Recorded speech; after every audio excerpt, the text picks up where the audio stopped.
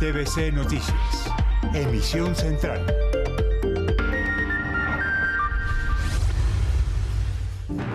Años de cárcel al político liberal Mario Castaño por el caso de corrupción de las marionetas. Millonario desfalco a los recursos públicos. Exclusivo RTVC Noticias, los argumentos de defensa de los policías acusados de comer dinero. Con estas radiografías donde dicen no se ven los billetes, pedirán quedar libres. Efectos del cambio climático. El gobierno no descarta que suban los servicios públicos por el fenómeno del Niño. 3 departamentos los de mayor riesgo. Noticias en contexto en RTVC. Les explicamos qué es el Niño, los riesgos para el país, la realidad del mundo y cómo prepararse para el fenómeno. Gobierno propone fondo multilateral para darles recursos al ELN y así evitar que esa guerrilla secuestre y extorsione. Ministro de Defensa calificó de bochornoso el episodio de disidencias inaugurando un puente en el Catatumbo. Noticias de las regiones. En Antioquia están la mayoría de afectados por la liquidación de Savia Salud. Inicios de julio, nueva fecha para la entrega de los estudios de detalle tras incumplimientos de la empresa encargada de construir el metro de Bogotá. 400 indígenas Misak llegaron a Bogotá. Piden ser independientes del Consejo Indígena del Cauca. 3 familias que vieron el informe especial de RTVC Noticias sobre pilotos desaparecidos en la selva denuncian que padecen la misma situación. En el mundo, el Papa Francisco salió de la clínica tras la cirugía en el estómago. En deportes, la selección Colombia le ganó a Irak con un gol de Casierra. Y ya viene oportunidades, hay 700 vacantes en Bogotá, Medellín y Cali. En Cultura es viernes de Relato Retro y conmemoramos 2 efemérides que tienen a Gustavo Rojas Pinilla como protagonista: el golpe de Estado de 1953 y la llegada de la televisión a Colombia. Buenas noches. Iniciamos con un importante fallo judicial. La Corte Suprema de Justicia condenó al ex senador Mario Castaño a 15 años y 11 meses de prisión por liderar una red de corrupción para robar recursos del Estado. El alto tribunal lo encontró responsable de los delitos de concierto para delinquir, peculado por apropiación e interés indebido en la celebración de contratos. La Sala Especial de la Corte Suprema condenó al excongresista al analizar 19 delitos en los cuales Castaño aceptó cargos tras acogerse a sentencia anticipada. El fallo señala que el político liberal está relacionado con una red criminal que tejió en diferentes municipios de Caldas, Chocó, Risaralda y Cauca. La investigación logró establecer que Castaño habría aprovechado su experiencia como contador público para entregar contratos de obras públicas en diferentes departamentos a cambio de millonarias coimas. La Corte estableció que el exfuncionario pidió a Nova Lorena Cañón y James Peña realizar engaños que llevaron a funcionarios del Ministerio de Cultura a creer equivocadamente que los dineros del proyecto de la Escuela Taller Salamina serían destinados de manera íntegra a ese propósito, cuando en realidad parte de esos recursos fueron desviados al patrimonio de Castaño. Los magistrados negaron la suspensión condicional de la ejecución de la pena y la prisión domiciliaria, es decir, Castaño pagará la pena en la cárcel y también deberá pagar más de 1.000 millones de pesos. El ex parlamentario fue capturado por el CTI de la Fiscalía el 7 de junio de 2022, cuando salía del Congreso. Exclusivo RTVC Noticias. Nuevas evidencias se conocen del caso de los policías detenidos por supuestamente comerse 500.000 pesos de una extorsión. El abogado de los patrulleros pedirá su libertad inmediata, pues, según documentos médicos, no se logró demostrar que los policías se hubieran comido el dinero. Vamos inmediatamente con Juan Carlos Giraldo. Juan Carlos, buenas noches. Mateo, televidentes, muy buenas noches. Pues son varias las evidencias que va a presentar el abogado de los patrulleros y que ha conocido RTVC Noticias en exclusiva. La primera ustedes pueden ver ahí es el video completo del momento de la captura del patrullero. Asegura que el patrullero no se estaba ahogando por ingerir el dinero, sino que tenía una asfixia, una fatiga, por lo que fue necesario llevarlo de inmediato a urgencias. Y es allí, en el hospital de la policía, en el que diagnósticos médicos demostrarían que nunca hubo tal ingesta de dinero. Este es el momento en el que los patrulleros de la policía de Soacha, Cundinamarca, son detenidos en flagrancia por supuestamente extorsionar a una comerciante de ese municipio. Según las acusaciones, este patrullero se tragó los 500.000 pesos de la extorsión para eliminar la evidencia. Y el policía le dio risa y dijo no, que tenía que dar 500.000 pesos semanales todos los lunes hasta completar 4 millones de pesos. Tras ser detenidos, el patrullero que es filmado en este video es llevado a urgencias a un hospital. Lo llevaron a un hospital supuestamente para hacer un lavado gástrico y lo que hicieron fue exámenes, le mandaron ecografía, le mandaron una placa, abdomen, absolutamente todo, y lo que reportó es que estaba perfectamente normal y nunca ingirió los supuestos billetes. Patrullero privado de la libertad con 2 custodios uniformados que lo traen. Reporta el paciente que está siendo iniciado por delito extorsivo en privación de libertad hace 3 días en la estación de policía León 13. En el presente control radiológico se demuestra adecuada distribución del patrón gaseoso intestinal, sombras del psoas y líneas grasas properitoneales conservadas. No se aprecian imágenes cálcicas en el trayecto renoureteral. Según el abogado, incluso el uniformado fue sometido a otras prácticas clínicas. Al señor lo llevan esposado a hacer del cuerpo, no le dan de comer, lo tienen encerrado en una parte completamente diferente y finalmente después de los exámenes médicos logran corroborar que no existió en ningún momento el consumo de esos supuestos billetes. Con estas evidencias, el abogado Ángelo Schiavenato no solo pedirá la libertad de los patrulleros, también solicitará una investigación por un supuesto montaje en contra de sus clientes. Desde Alemania, la ministra de Minas y Energía, Irene Vélez, advirtió que el fenómeno del Niño podría aumentar las tarifas de energía en el país. Luisa Barberi, nuestra enviada especial, amplía la información.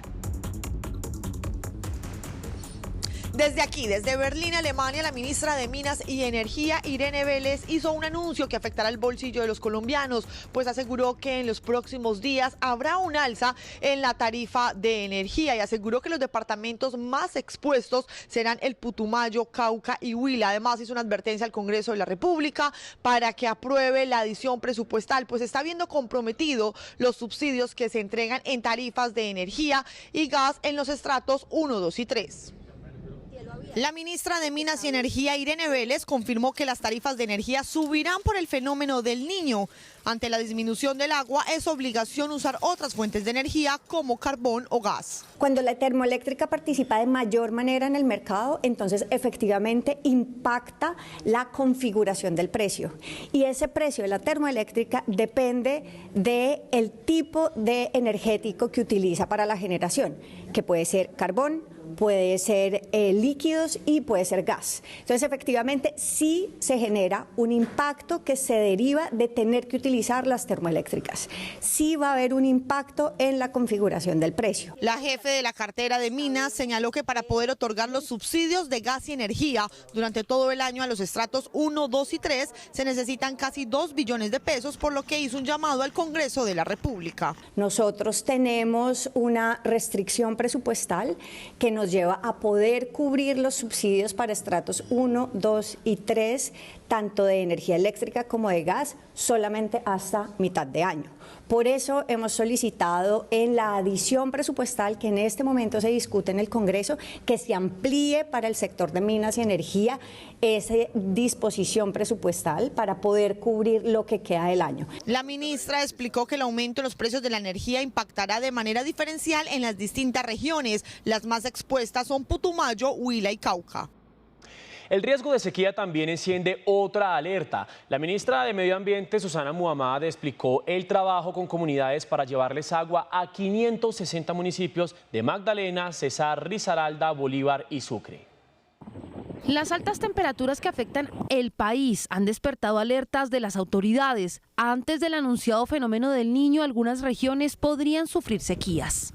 La amenaza del Niño en La Guajira es dramática. Ya hoy, cada vez que no tenemos lluvia por las normales temporadas de lluvia y de sequía en el país, La Guajira tiene ya zonas con sequía extrema y muy vulnerable. La ministra también se refirió al encuentro en Leticia, que tendrá como fin la cumbre para recuperar la Amazonía.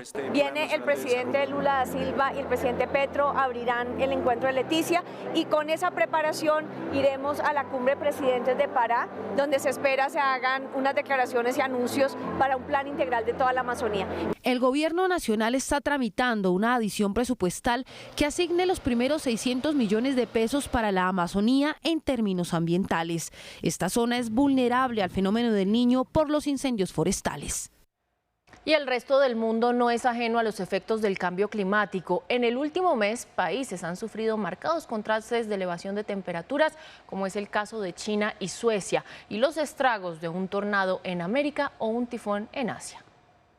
Si se tuviese que escoger una imagen nítida y a todo color que resuma el ahora del mundo, alguna de China, Suecia o Estados Unidos funciona. Porque a pesar de ser radicalmente distintas y distantes, recrean con creces cómo momentos naturales son más intensos ahora.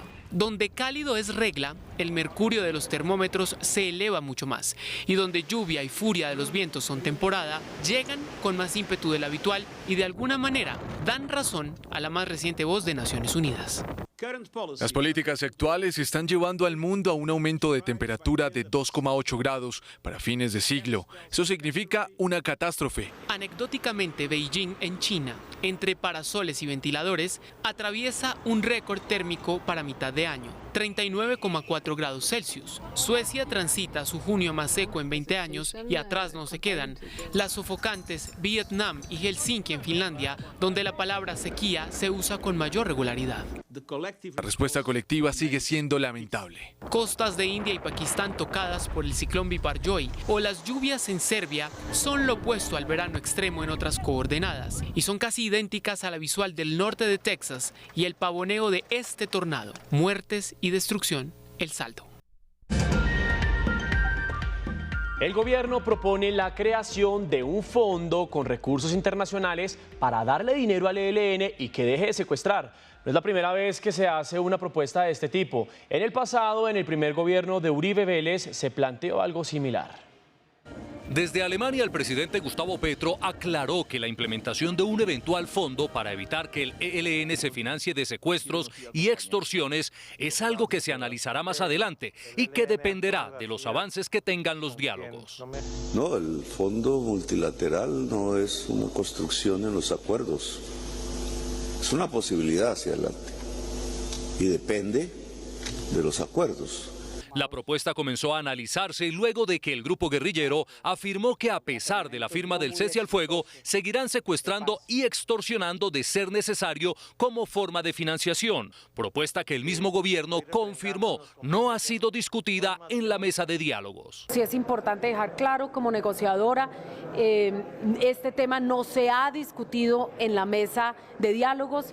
Frente a las versiones que circulan de un supuesto fondo multidonante que aportaría una renta básica a los integrantes del ELN con el objeto de reemplazar fuentes ilícitas de financiación, nos permitimos señalar que ese tema no ha sido tratado en la mesa de diálogos de paz con esa guerrilla. Desde Cartagena, el fiscal Francisco Barbosa se refirió a la propuesta y la tildó de vacuna para los colombianos. De que se quiere establecer no un subsidio para que el ELN deje de delinquir, sino una vacuna contra los colombianos, para que esa vacuna se le imponga a los colombianos de forma masiva, entregando un estímulo para la criminalidad en diferentes territorios del país. Esta no es la primera vez que en Colombia se habla sobre una posible financiación al ELN para que deje de secuestrar y extorsionar. En 2006, durante el gobierno de Álvaro Uribe, también se analizó una propuesta similar. Como bochornoso y grave calificó el ministro de Defensa Iván Velázquez lo sucedido en norte de Santander, cuando hombres armados de las disidencias de las FARC inauguraron un puente y también una vía. El ministro hizo este llamado de atención a las tropas de las fuerzas militares por la falta de presencia del ejército en la zona del Catatumbo, específicamente en Tibú, donde las disidencias de las FARC inauguraron obras sociales. ¿Qué actos tan bochornosos, tan graves como el que acabamos de observar a través de redes sociales en Tibú, de una organización ilegal inaugurando obras como si fueran gobierno? Una presencia inaceptable. Y en la responsabilidad de ustedes y en la responsabilidad de las fuerzas militares está que hechos de esa naturaleza no vuelvan a presentarse. El comandante de las fuerzas militares, general Helder Fernán Giraldo, dijo que la inauguración de estas obras fue un hecho hostil. Rechazamos de manera muy contundente este hecho, por supuesto, hay unas responsabilidades del mando territorial en el sentido de que debe tomar las acciones pertinentes para evitar que este tipo de acciones se lleven a cabo. Por estos hechos se inició una investigación para establecer por qué no se hicieron presentes tropas del ejército en esta zona. En las últimas horas, autodefensas de la Sierra Nevada y del Estado Mayor Central enviaron mensajes al gobierno sobre el cese al fuego. Vamos inmediatamente con John López. John, muy buenas noches. Pues, ¿qué dicen al respecto?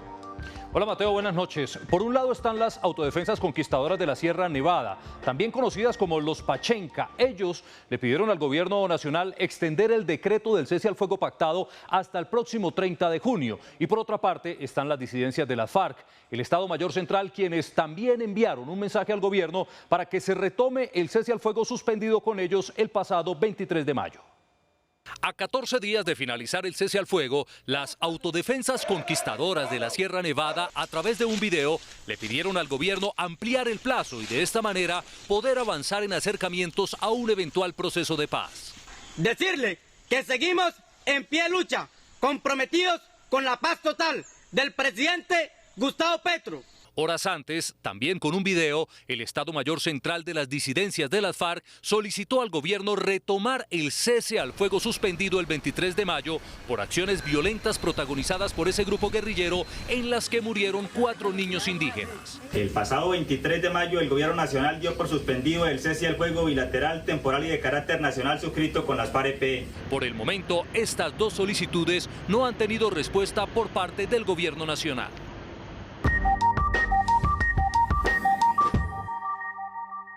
Por fallas en la atención, la Supersalud solicitó la intervención forzosa de la EPS Sabia Salud, una de las más grandes entidades del régimen subsidiado en Antioquia. Manuel Bastidas, usted tiene la información a esta hora.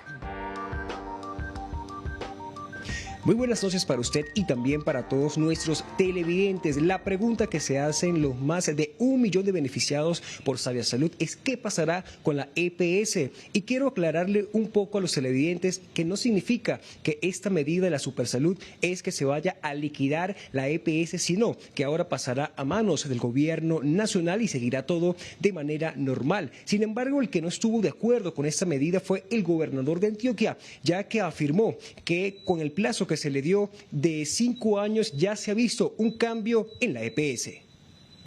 La Superintendencia Nacional de Salud ordenó la intervención inmediata de Sabia Salud por presentar graves y reiteradas fallas en la atención a sus usuarios y problemas financieros. El gobernador de Antioquia no estuvo de acuerdo con la medida. Es sorpresivo y es exótico que no se haya permitido avanzar hasta esa fecha límite que tenía la medida de vigilancia.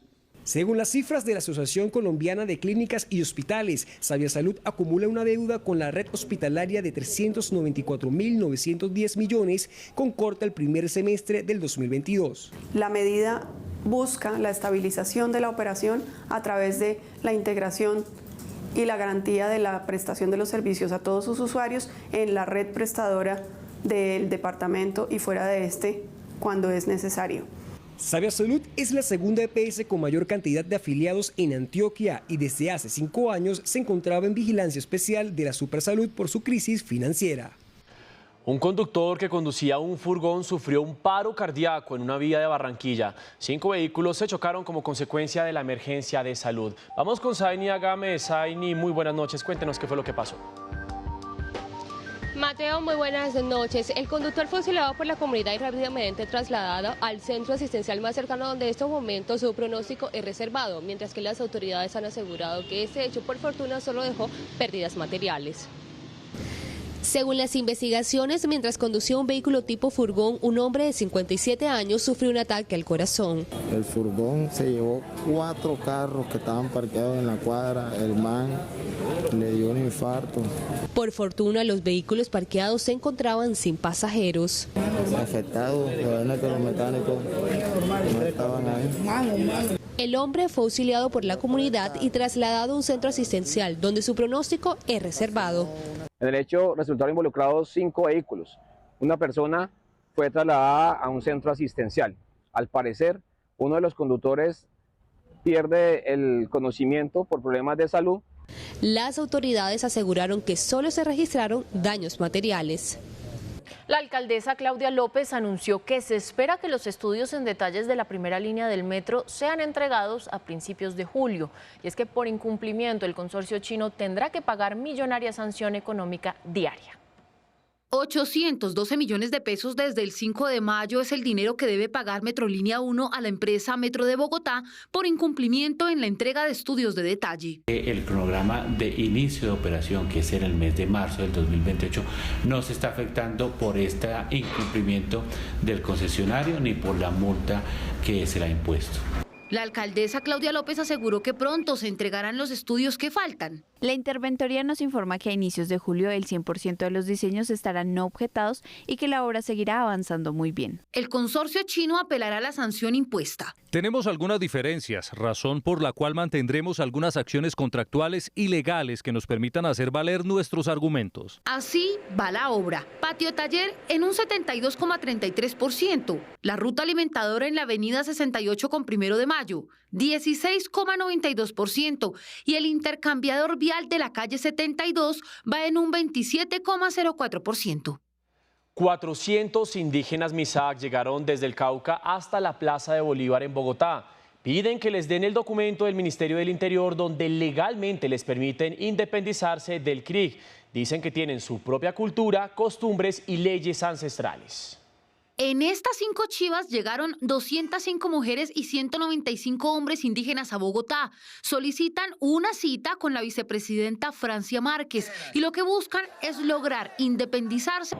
La María fue parte del CRIG hasta el 2019. Desde el 2019, en comunidad, en conjunto con la Asamblea, que es la máxima autoridad en nuestra comunidad, tomó la decisión de ya salirnos del CRIG totalmente. Casi 100 horas duró el recorrido desde La María, municipio de Piendamó, Cauca, para recibir una respuesta. No nos sentimos representados en dicha organización.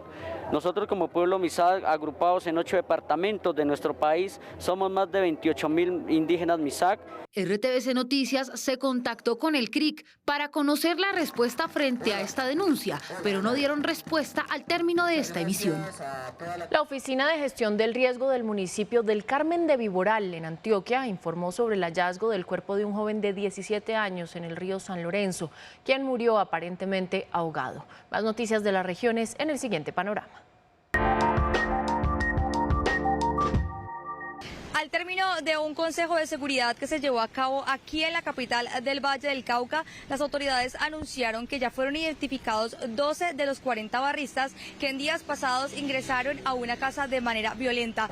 El más reciente caso ocurrió en la vereda Caño Sucio la mañana de hoy. Allí fue plagiado el ganadero Jesús Quintero por 5 hombres armados. Las autoridades se declararon de inmediato en alerta máxima e iniciaron operativos de búsqueda y rescate. Tras el desbordamiento del río Caquetá sobre los municipios de Puerto Guzmán, Orito y otros sectores aledaños, la Coordinación de Gestión de Riesgo Departamental anunció que avanzan en un proceso de caracterización a las familias afectadas, un plan de contingencia y también un monitoreo constante de los afluentes.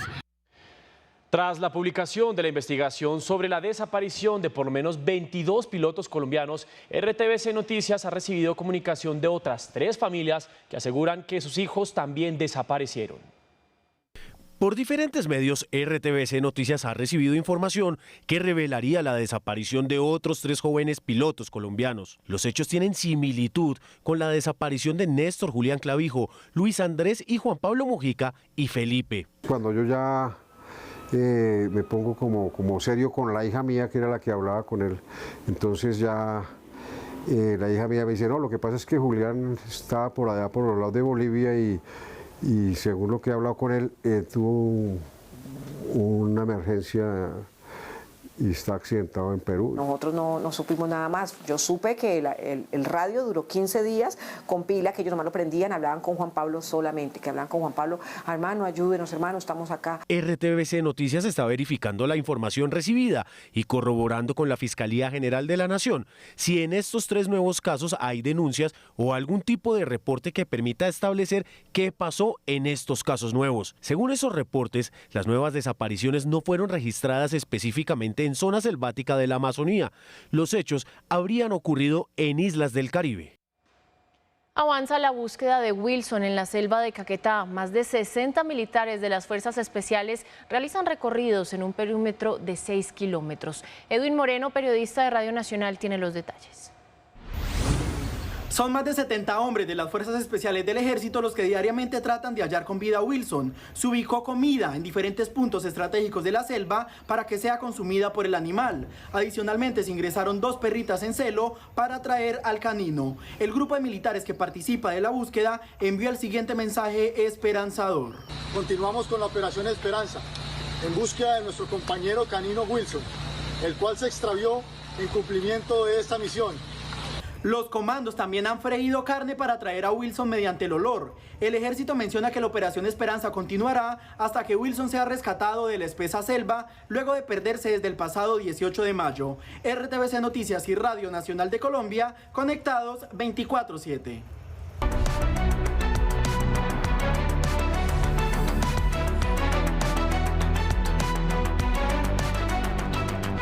El presidente Gustavo Petro finalizó su agenda en Alemania. Durante su estadía en Berlín logró importantes acuerdos en materia de cambio climático y apoyos a la paz total. Luisa Barberi nos envió el siguiente reporte. En el segundo y último día de agenda del presidente de la República, Gustavo Petro, aquí en Berlín, Alemania, se reunió con el presidente y el canciller, donde tuvieron temas en común como lo es la transición energética, el cambio climático y además el canciller mostró el respaldo a la paz del gobierno nacional. El presidente de la República, Gustavo Petro, se reunió con el canciller Olaf Scholz, con quien habló de cambio climático y la producción de hidrógeno verde. El hidrógeno verde, indudablemente, que como usted bien ha dicho, podría, si tiene éxito, reemplazar completamente la industria del petróleo, la extracción del petróleo y del gas en el mundo. Y América del Sur tiene una enorme potencialidad para producir hidrógeno verde. El canciller alemán mostró su respaldo a la paz en Colombia. Noticias recientes de una tregua con el grupo guerrillero del ELN nos dan cierta optimismo. Esperemos que este camino sea favorable y hay que tener un largo aliento. Y sobre la solicitud del jefe de Estado para que los colombianos residentes en Alemania no tengan que renunciar a su nacionalidad para obtenerla de este país, aseguró que espera se resuelva en una reforma constitucional que tramita Alemania. Nosotros obviamente aplaudiríamos que del resultado de ese debate salga el que no haya que sacrificar la ciudadanía de origen. En el encuentro entre el presidente Gustavo Petro y el presidente alemán, el Museo Etnológico de Berlín devolvió 2 máscaras consideradas sagradas por el pueblo Kogi. Estaban en Alemania desde 1915. Es una política de nuestra diplomacia, de nuestras relaciones exteriores, recuperar lo que incluso nuestros gobernantes regalaban porque no le veían valor, como el tesoro Quimbaya, por ejemplo, o simplemente salían porque no les dábamos importancia. Según cifras de la Cancillería, 540 bienes arqueológicos han sido restituidos al país en el gobierno del presidente Gustavo Petro. Uno de los temas que marcó la agenda del presidente Gustavo Petro aquí en Alemania es lo que tiene que ver con el hidrógeno verde, por lo que en la mañana, muy temprano, el ministro de Comercio y la ministra de Minas y Energía, Irene Vélez, firmaron un acuerdo, un memorando de entendimiento que permitirá que Colombia se vuelva no solamente en productor, sino que también pueda exportar esta materia. De esta manera, entonces, finaliza la agenda del presidente Gustavo Petro durante estos 2 días en Berlín, Alemania. Desde Berlín, Luisa Barberi, RTVC Noticias, conectados 24/7.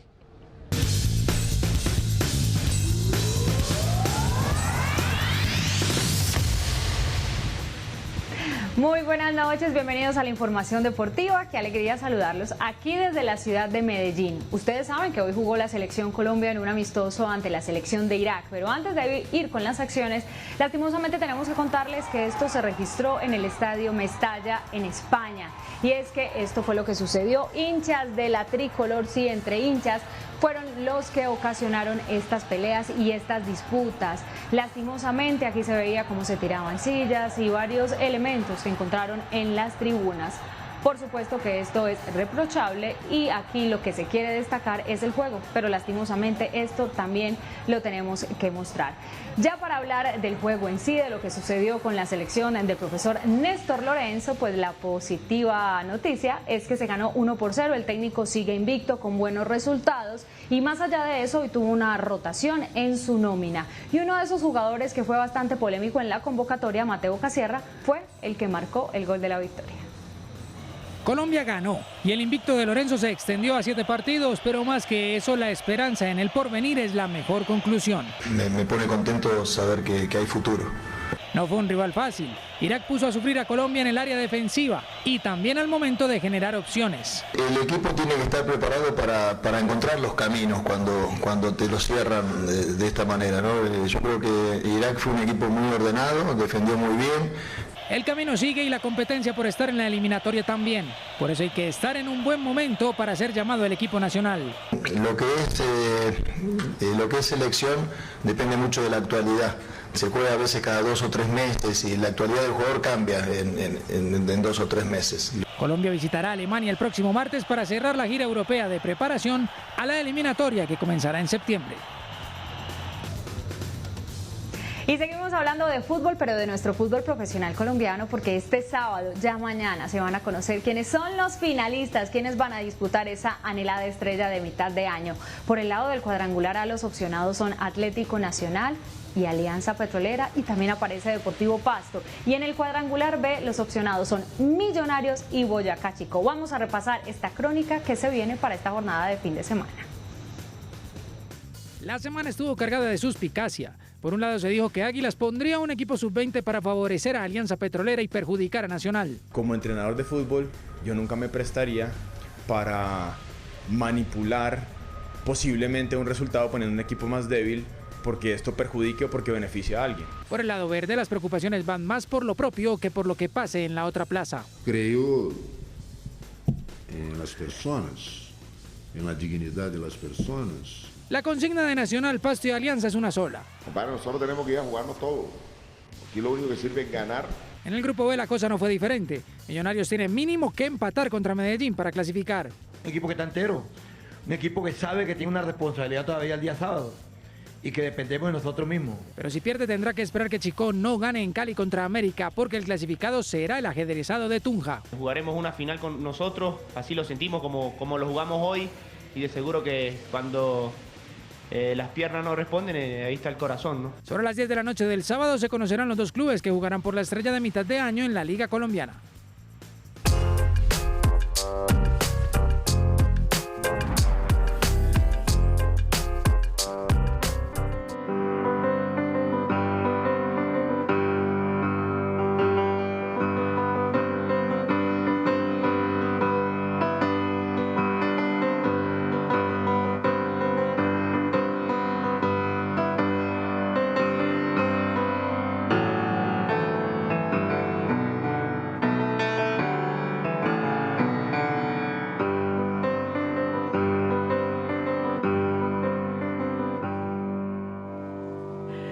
Los saludo con esto que se llama Colombia Conexión de Aterciopelados, porque hay una frase que dice Galán Gaitán Rojas Pinilla, y precisamente Gustavo Rojas Pinilla es el protagonista de nuestro relato retro de hoy, porque hoy es viernes de relato retro, y como todos estos días de emisión en los que hacemos alianza con Señal Memoria, hoy tenemos una historia para hablar de este señor que tuvo efeméride doble esta semana. Por un lado, se cumplieron 70 años del golpe de Estado que lo puso en la presidencia, y por el otro, 69 años de la llegada de la televisión a Colombia, que fue bajo su gobierno. Y es que el asunto era que estaba Laureano Gómez en la presidencia, se enfermó, llegó el presidente interino, que era Urdaneta, y ahí le dieron el golpe de Estado, porque el país venía muy convulso desde el asesinato de Gaitán, y había una pelea espantosa entre liberales y conservadores, así que dijeron, bueno, hay que hacer una tercera fuerza, que era supuestamente la unidad del pueblo con el ejército. Por eso el general Rojas Pinilla subió al poder. Pero además hizo varias cosas. Veamos este fragmento de los archivos de Señal Memoria, en el que nos hacen una lista de lo que hizo Rojas Pinilla durante su gobierno. Precisamente por su formación de ingeniero, hizo una serie de obras importantes, las vías viales, por ejemplo, el aeropuerto del Dorado, pues que obviamente están vigentes. Y resulta que en el 54 trajo la televisión al país. Él estaba de agregado militar en Alemania durante la época del nazismo y se dio cuenta pues que uno, tenían televisión y dos, la usaban como forma de propaganda política. Es que piensen que él llegó a través de un golpe de Estado al gobierno, así que su primera tarea era legitimarse entre los colombianos y que los colombianos lo reconocieran como el presidente. Entonces por eso había fotos de Roja Pinilla por todas partes, el tipo aparecía en todos los eventos que había y allá en Alemania descubrió que esa era una forma de hacer propaganda política. Claro, eso nunca lo dijo, dijo que iba a ser para educación y cultura. Pero pues trajo la televisión también para obviamente apoyar su imagen. Recordemos de la mano de Señal Memoria cómo fue esa llegada. Bueno, vamos al aire. 5, 4, 3, 2. Para la fecha de su primera emisión, el 13 de junio de 1954, el nuevo servicio público que es la televisión en Colombia depende directamente de la Oficina de Información y Propaganda de la Presidencia de la República. Los equipos de transmisión vienen de Alemania, las cámaras de Estados Unidos.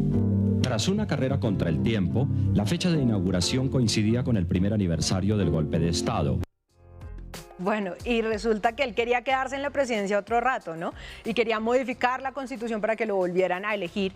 La gente pues no estaba como muy de acuerdo, así que dio un discurso en el que daba todas las razones por las que debían elegirlo de nuevo y pues arriesgarse a la dictadura. A fin de que las oligarquías políticas reconquisten las palancas del poder y hagan regresar al país a los peores tiempos de su historia. Y final y principalmente, porque defender el nuevo orden republicano es inmortalizar los programas de paz, justicia y libertad.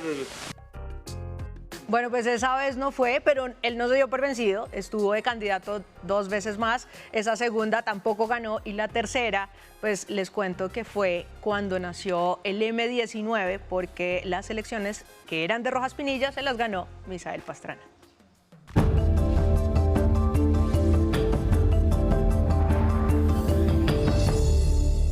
El Congreso de la República aprobó en último debate el proyecto de ley Matrícula Cero. La iniciativa busca financiar la educación superior en Colombia desde las universidades públicas y/o instituciones para estudiantes de los estratos 1, 2 y 3.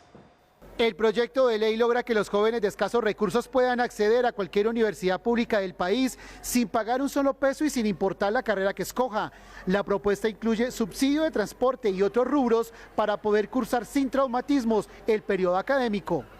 Hay un componente muy importante y es evitar la deserción, el abandono, que muchas veces se da porque no hay los recursos para poder asumir los costos en la universidad. De otro lado, se establece que el Ministerio de Educación se encargará de implementar los requisitos académicos para la permanencia de los estudiantes beneficiarios de la gratuidad en la matrícula. Tiene un especial énfasis en mujeres cabeza de hogar, cabeza de familia, víctimas del conflicto armado, comunidades étnicas de nuestro país, personas en condición de discapacidad y por supuesto jóvenes que hayan salido de instituciones públicas. El gobierno debe implementar un mecanismo de verificación para la entrega de los apoyos económicos para sostenimiento, con el fin de evitar que un estudiante matriculado en programas de pregrado reciba más de un apoyo del Estado para el mismo propósito. Concluyó en Cartagena la convención bancaria y al cierre de este evento el ministro de Hacienda Ricardo Bonilla responsabilizó al gobierno Duque de las alzas actuales de los combustibles. Vamos con Laura Rodríguez y con los detalles. Laura.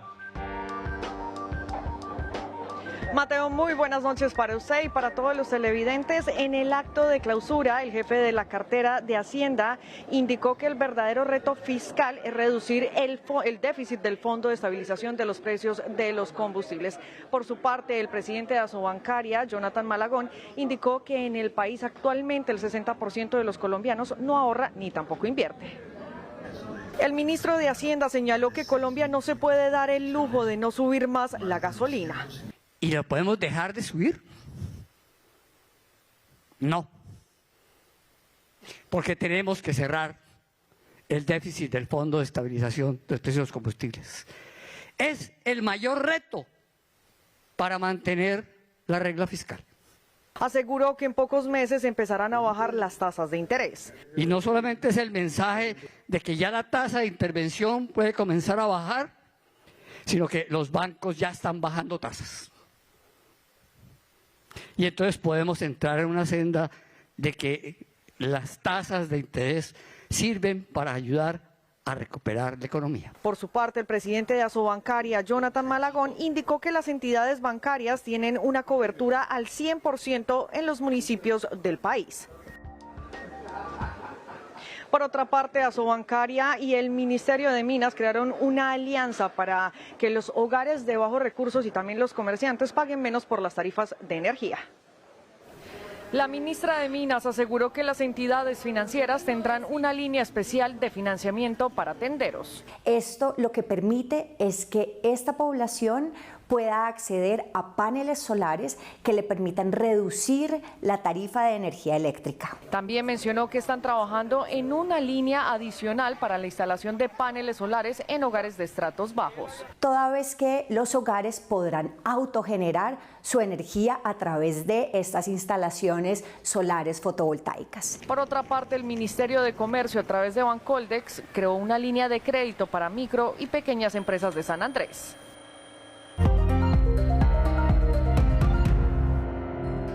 En 4.146 pesos cerró el precio del dólar, es decir, presentó una disminución de 18 pesos. A $1.84 se cotizó la libra de café colombiano en la Bolsa de Valores de Nueva York. El precio interno de la carga bajó 17.000 pesos y llegó a 1.595.000 pesos. La medición del Banco de la República proyecta que la tasa de cambio se ubicará al cierre de este año en 4.250 pesos, es decir, muy inferior al dato que tenían en mayo cuando era de 4.101 pesos. La Superintendencia de Industria y Comercio sancionó con 626 millones de pesos a Colombia Telecomunicaciones Movistar por impedir la portabilidad numérica de las líneas móviles de sus usuarios. En Chocó, las autoridades prendieron las alertas por las amenazas contra 7 alcaldes del departamento. 3 de ellos tuvieron que abandonar sus municipios. Este es un informe de Karina Prado, periodista de Radio Nacional. El comandante de la policía en el departamento del Chocó fue quien confirmó que 7 de los alcaldes del departamento se encuentran amenazados por grupos al margen de la ley, quienes con panfletos, además de llamadas e intimidaciones por WhatsApp, exigen altas sumas de dinero. Tengo 7 denuncias de alcaldes que han recibido este tipo de amenazas. Ya tenemos una línea investigativa con cada uno de ellos. Un tema extorsivo. Es la hipótesis que tenemos hasta ahora. Hace pocas horas, el defensor del pueblo nacional emitió una alerta donde exige la protección para los funcionarios públicos quienes se encuentran amenazados por diferentes grupos ilegales. Entre ellos, las situaciones más complejas las viven los alcaldes del municipio de San José del Palmar, Río Iró, Bagado y también Cipí, esto en el departamento del Chocó. Desde Quibdó, en el departamento del Chocó, Karina Prado Rivas, Radio Nacional de Colombia y RTVC Noticias, conectados 24/7. En San Andrés, ante el incremento del oleaje y fuertes vientos, extremaron las medidas de seguridad para bañistas y para embarcaciones menores. Liana Flores, periodista de la Radio Nacional, nos cuenta más. El llamado a extremar las medidas lo hizo el capitán de puerto de San Andrés, Marco Antonio Castillo Charris, a bañistas y embarcaciones a extremar las medidas en la bahía del archipiélago debido a las condiciones meteomarinas. De momento tenemos un viento que está en dirección este-noreste con nudos, con ráfagas de 20 nudos, en una altura de la ola significativa de 2.5 a 3 metros en el área marítima, por lo cual se recomienda extremar las medidas de seguridad durante el desarrollo de las actividades. El ingreso a los cayos Yoniquí y Aquarius se encuentra restringido. Se recomienda a la comunidad en general y a los turistas estar alerta a los comunicados emitidos por la Capitanía de Puerto de San Andrés. RTVC Noticias y Radio Nacional de Colombia, conectados 24/7. Desde el barrio El Pozón en Cartagena, el ministro TIC Mauricio Liscano oficializó la entrega de 2.400 equipos de cómputo y de 33 laboratorios de innovación educativa. Con una inversión de 3.780 millones en tecnología, Mintic beneficia a 44.000 niños y niñas en Bolívar. Más noticias en un minuto.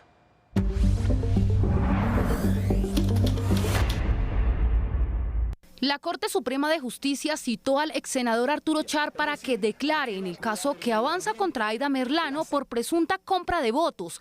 La diligencia fue programada para el 26 y 27 de junio y se realizará de manera virtual, ya que actualmente el excongresista se encuentra fuera del país.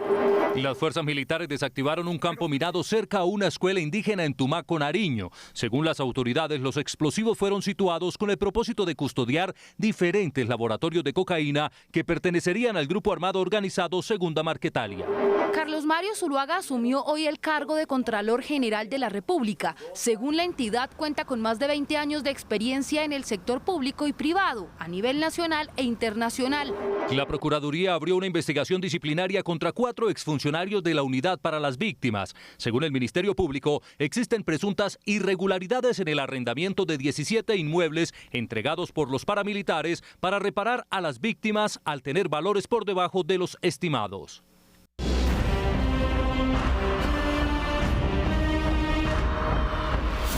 Colombia, mi elección 2023. Bienvenidos a este espacio de información de servicio para la democracia en el sistema de medios públicos. Yo soy Adriana Vivas. Y yo, Carolina Araujo. El sistema informativo de RTVC está en convergencia para mantenerlos informados. Recuerden que este año la cita con la democracia es en las elecciones regionales el 29 de octubre. Organizaciones de la sociedad civil se preparan para trabajar en las elecciones regionales. Cerca de 4.000 integrantes de la misión de observación electoral estarán desplegados en todo el territorio nacional para verificar la transparencia en el proceso. La misión de observación electoral es una plataforma de organizaciones de la sociedad civil independiente de los gobiernos, de los partidos políticos y de los intereses privados, en donde se hace un trabajo de vigilancia y observación a la calidad de las elecciones. Esperamos tener entre 3.600 y 4.000 personas observando en municipios y mesas de votación. Esperamos estar en los 460 municipios del país a través de 34 coordinaciones regionales, que son las plataformas que establecemos para hacer este trabajo. Por segundo año consecutivo se va a observar enfoques diferenciales con población históricamente subrepresentadas. Mujeres, población trans, población con discapacidad, y este año estamos incursionando en la observación de territorios étnicos. ¿Qué se requiere para ser parte del movimiento de observación electoral? Debe firmar un código de ética y conducta del observador y la observadora que lo compromete con los principios de la observación electoral, es decir, que es voluntario, que lo hace de manera independiente, que actúa en nombre de la ciudadanía y no de otros intereses. ¿Cómo se prepara a un observador? Tiene una herramienta de observación que es el formulario, un cuadernillo de formularios de observación electoral para los 3 momentos, digamos, que se observan ese día: la apertura, el desarrollo y el cierre de las votaciones. Los ciudadanos pueden ayudar para mayor transparencia en las elecciones. A través de nuestra plataforma de pilasconelvoto.com, esta es una plataforma donde la ciudadanía puede reportar a la MOE lo que considera son posibles irregularidades o delitos electorales. Nosotros hacemos un filtro, una revisión de esta información y se la hacemos llegar a las autoridades. Si lo prefiere, puede dar aviso a la MOE de cualquier irregularidad a través de la línea WhatsApp 315-266-1969. Y vamos con nuestro ejercicio de pedagogía electoral. Participación desde todas las regiones del país. José Gutiérrez, desde el municipio de Fundación, en el departamento del Magdalena, tiene la siguiente pregunta. Mi nombre es José Gutiérrez y me gustaría saber si el voto en blanco es válido. Y para esta pregunta hay una respuesta. Nuestro experto de la Universidad Javeriana, José Pablo Pinilla, del Semillero de Representación Política. El voto en blanco es un tipo de voto que nos permite expresar nuestro descontento frente a las opciones de candidatos que tenemos en el tarjetón electoral. Este voto es completamente válido, es decir, que la registraduría se encarga de contarlo independientemente como cualquier otro voto. Este voto no se vota a la basura, este voto no se añade al candidato que vaya ganando, ni nada por el estilo. Si el voto en blanco llega a ganar, hay una serie de consecuencias.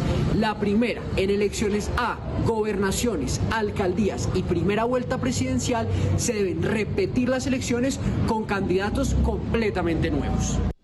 Y llegamos como todos los viernes al momento en el que viajamos al pasado gracias a Señal Memoria. En la década del 70 el cubrimiento periodístico dependía de lo que se conoce como los puntos fijos. No existía internet, mucho menos la telefonía celular.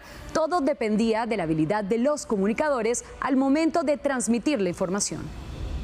En las elecciones, una línea telefónica valía oro y un boletín actualizado de la registraduría podría demorar cerca de 1 hora para salir al aire. La tecnología, con el pasar de los años, ha facilitado la forma de comunicar, así también la eficiencia cuando se entregan los resultados de unas elecciones. Recuerden que la cita es aquí en RTVC Noticias y a través de las 68 frecuencias de la Radio Nacional de Colombia. Nos vemos y nos oímos con toda la información previa a las elecciones regionales Colombia Mi Elección 2023.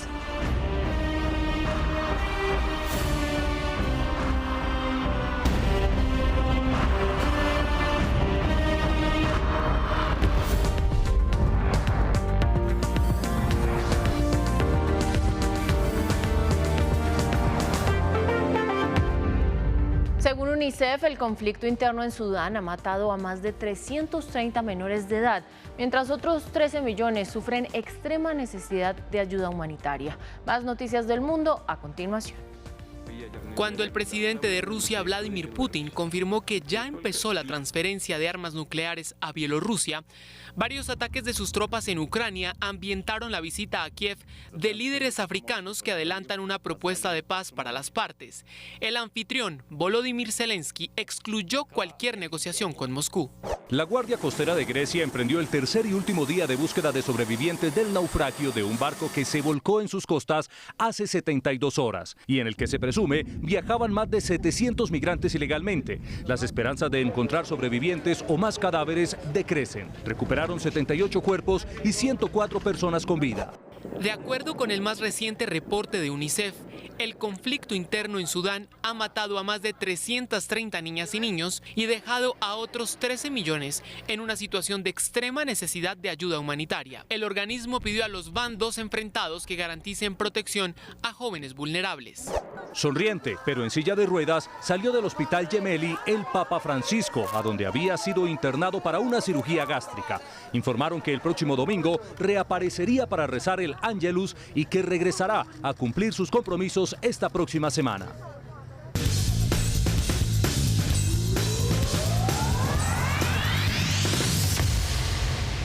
Y seguimos con más información deportiva porque con un intenso aguacero hoy se disputó el prólogo de la Vuelta a Colombia allí en Yopal Casanare. El del mejor tiempo fue Miguel Ángel Superman López y es el nuevo líder. Pero yo inmediatamente quiero saludar a Carlos Julio Guzmán, quien está allí. Le quiero preguntar o miremos a ver si ya escampó, todavía sigue lloviendo. ¿Cómo está el clima? Un abrazo y muy buenas noches, Carlos Julio.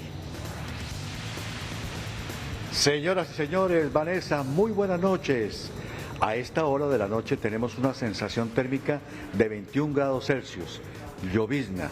Y en efecto, querida Vanessa, la lluvia, señoras y señores, fue protagonista durante todo el día en la carrera, en el prólogo de esta Vuelta a Colombia en bicicleta, versión número 73. Para unos, perjudicial, para otros no tanto. Lo único cierto es que un debutante en la Vuelta es la figura. Nadie dudaba de su victoria. Miguel Ángel López confirmó su gran clase en este día para imponerse en el prólogo sobre 7.800 metros. 10 minutos, 5 segundos, 97 centésimas, líder de la general, ganador del prólogo y mejor novato en la Vuelta a Colombia. Feliz de ganar la apertura de la Vuelta a Colombia, el prólogo. Digamos que un orgullo para mí estar aquí haciendo mi debut y poder ganar, de brindar una victoria más para mi equipo Team Medellín y sobre todo de vestir esos bonitos colores el tricolor. Actual campeón se dio Fabio Duarte 17 segundos frente a su compañero de divisa, el Superman López. Contra el lobo es exigente, al comienzo casi me caigo bajando de la rampa, después de una curva me fui bastante largo, pero bien, contento con las sensaciones, contento con la victoria de etapa, con llevar el liderato para el Team Medellín. La jornada número 1 en la Vuelta a Colombia en bicicleta, 197 kilómetros, Yopal, Agua Azul, Tauramena, Monterrey, regreso a Yopal. 3 sprints especiales, 2 puertos de montaña en el menú de la etapa. El Podio por ahora en la Vuelta a Colombia lo completa Rodrigo Contreras del equipo de Colombia Pacto por la Vida. ¿Será Miguel Ángel López el primer novato en ganar de punta a punta una Vuelta a Colombia? Ustedes y también yo escucharemos la respuesta a esa inquietud dentro de 9 días. La Vuelta mañana, 197 kilómetros. Desde Yopal, Casanare, llanura colombiana, con mucho gusto. Vanessa, por favor, usted adelante. Buenas noches. Muy buenas noches, Carlos Julio. Qué delicia recorrer nuestro bello país y además en bicicleta. Pero seguimos con más información. Lastimosamente, el mundo del ciclismo continúa lamentando el fallecimiento del ciclista Gino Mäder. Todo esto en la quinta etapa de la Vuelta de su país, esta quinta etapa de Suiza, del Tour de Suiza. Con esta información nosotros vamos a hacer un repaso al mundo deportivo con nuestro resumen deportivo del día.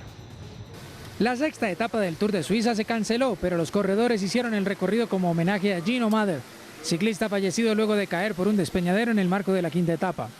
Corremos por ti, Gino, fue una de las frases que se usaron para recordar al pedalista en una fracción que estuvo llena de lamentos y condolencias por el trágico suceso.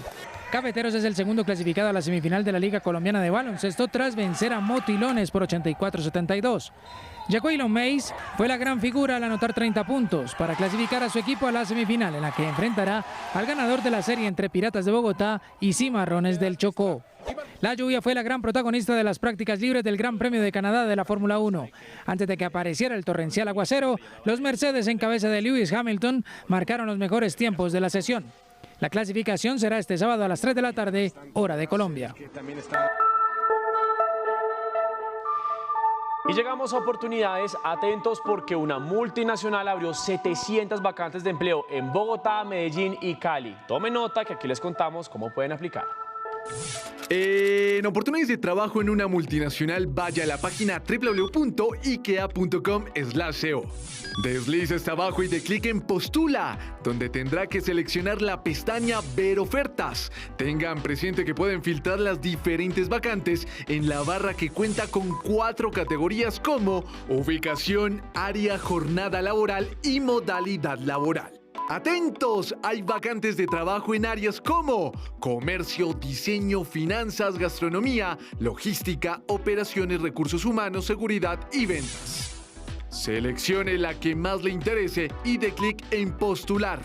Y mucho ojo, porque las vacantes están disponibles en Bogotá, Medellín y Cali. Y muy importante, recuerden que si quieren seguir informados 24/7, nos encuentran en todas nuestras redes sociales como RTVC Noticias.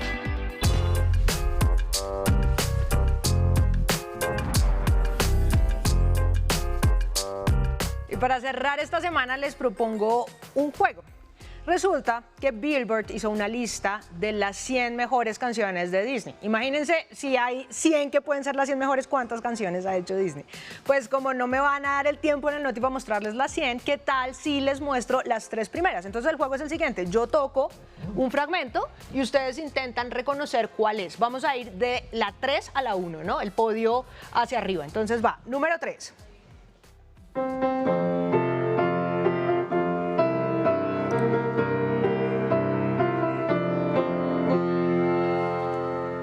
¿Qué es? ¿A qué les suena? Ah, esa está difícil. Les vamos. It's a Small World se llama y es la canción de una de las atracciones que hay en los parques temáticos de Disney. Resulta que pues ellos saben que para que la gente se suba, pues hay que engancharlos de alguna manera. Cada atracción tiene su canción y esa se repite y se repite y se repite y la gente se la sabe muy bien. Va la que va en segundo lugar. Miren esto.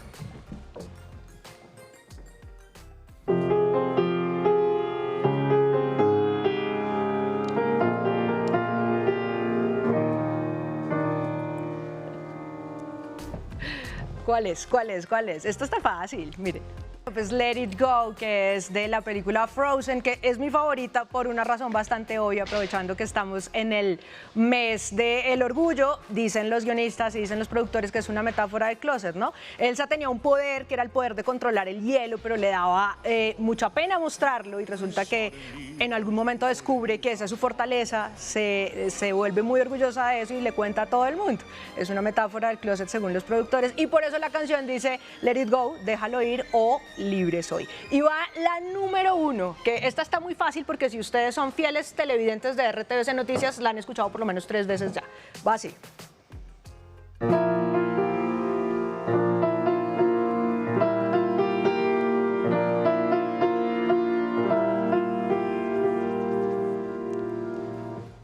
Eso está muy fácil.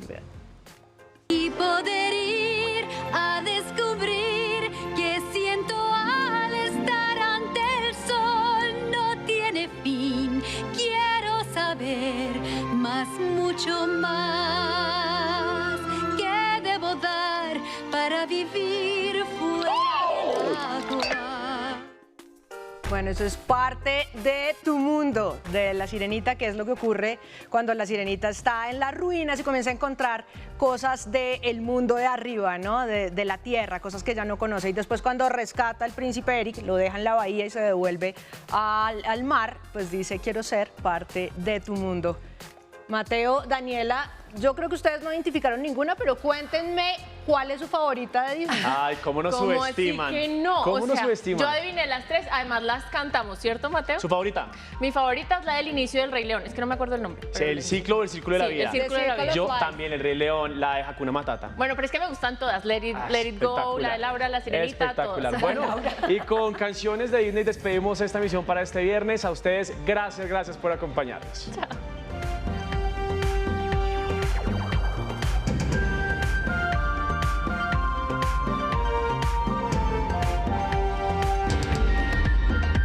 RTBC Noticias, emisión central.